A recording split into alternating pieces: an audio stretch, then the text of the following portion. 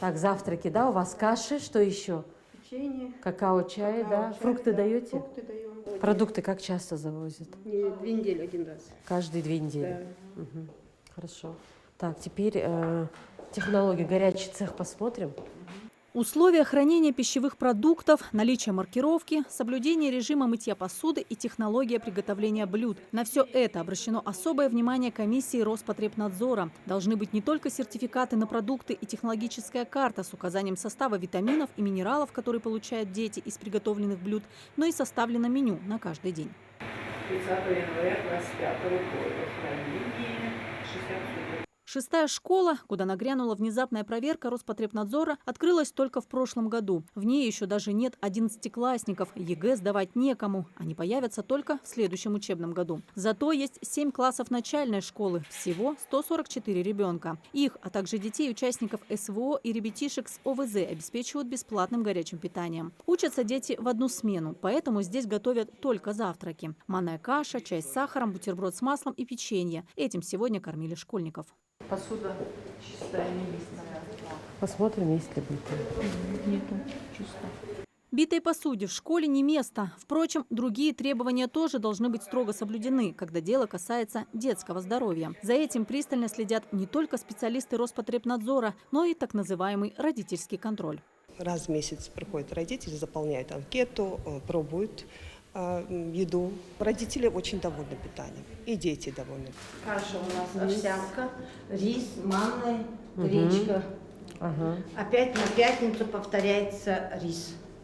А это специалисты Роспотребнадзора уже проверяют школу номер 7 в Карабулаке. Она тоже новая. Вообще, как отмечают эксперты, новым учебным заведениям на порядок легче соблюдать предъявляемые требования к организации горячего питания. Все помещения изначально обустраивались с учетом современных норм. Все оборудование исправно. Сейчас мы с вами увидим, как в школе хранятся фрукты. В этой холодильной камере поддерживается температурный режим 10 градусов. Весьма прохладно. В таких условиях здесь сейчас хранятся яблоки для детей. Нередко в своих рейдах ревизоры задействуют сотрудников Центра гигиены и эпидемиологии для проведения лабораторных исследований. Отбираются пробы продовольственного сырья, питьевой воды и делаются смывы с поверхности оборудования на наличие бактерий группы кишечных палочек. По итогу лабораторных исследований за 2024 год в школах Ингушетии серьезных нарушений зафиксировано не было. Пробы стоят в холодильнике. Ага. Каждый день, что мы отпускаем. Кто отбирает суточную пробу? Кто выбирает? Отбирает суточную пробу у вас? У нас приходят санэпидстанции, они смотрят. Нет, сами вы же отбираете? У вас ежедневно отбор. Кто? да. Медсестра или повар? Нет, я повар, я это делаю. Вы сами? Все. Чаще всего из нарушений какие-то санитарно-технические моменты. Где-то краник не работает, допустим, либо краник этот протекает. Также бывает частично побитая посуда, которую немедленно необходимо заменить. Либо несоблюдение формы спецодежды, то есть не в полном объеме соблюдается форма спецодежды.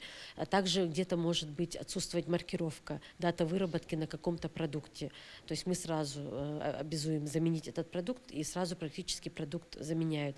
Ну и, соответственно, как я ранее сказала, какой-то документ на какой-то продукт не довезли, и тут же могут этот момент устранить. То есть вот такие грубых нарушений, что не работает какое-то технологическое оборудование, либо какая-то прям антисанитария, вот, то есть визуально грязно в помещениях, либо что-то другое, такого нет. Штраф от 3000 рублей и выше предусмотрен за нарушение в организации питания в школе, согласно статье 6.7 Кодекса об административных правонарушениях. Внеплановые проверки в республике специалисты Роспотребнадзора начали в январе этого года и уже посетили 15 учебных заведений. Составлено 8 административных материалов. Все предписания устранены в срок. В сегодняшнем рейде серьезных несоответствий требованиям зафиксировано не было. Но в Ингушетии 157 школ. Поэтому работы у специальной комиссии впереди еще много. Ни одно учебное заведение не останется без пристального внимания экспертов. На кону здоровье наших детей. Анастасия Шишина, Билал Ахильгов, Магаз 24.